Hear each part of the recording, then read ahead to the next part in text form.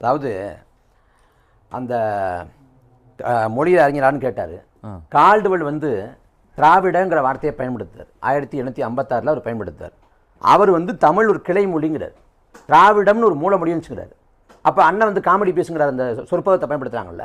அப்போ அவர் பண்ணதே காமெடி தான். திராவிடம்ங்கிறது அவர் சொன்ன கருத்து எல்லாத்தையும் நாங்க ஏத்துக்கிறோம். இல்ல அவர் சொன்ன எல்லா கருத்தையும் அங்க இருக்கல. அவர் அலெக்ஸ் கோடி சொன்ன எல்லா கருத்தையும் இருக்கல. இந்த கருத்தை ஏற்கனவே சொல்றோம்.